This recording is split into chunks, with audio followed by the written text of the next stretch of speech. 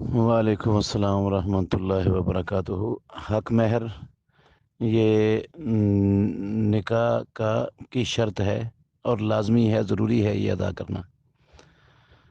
تو جتنا بھی بندہ اپنی استطاعت کے حساب سے مقرر کر سکتا ہے اتنا مقرر کر دے۔ تھوڑا بھی ہو سکتا ہے، زیادہ بھی ہو سکتا ہے، ہر بندے کی اپنی استطاعت پر ہوتا ہے یہ۔ البتہ جب حق مہر طے ہو گیا ہے تو یہ عورت کا حق بن گیا ہے مکمل طور پر۔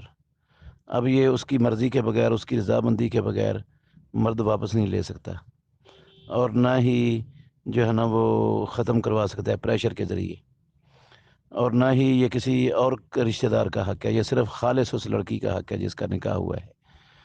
تو یہ نکاح کے فوری بعد ادا کرنا ضروری نہیں ہوتا، یہ بیوی کے مانگنے پر دینا ضروری ہو جاتا ہے۔ اگر وہ نہیں مانگتی تو بے شک لیٹ کر لیں، لیکن چونکہ یہ بندے پر قرض ہوتا ہے تو قرض جتنی جلدی اتر جائے اس کو اتنی جلدی اتارنے کی کوشش کرنی چاہیے بندے کو۔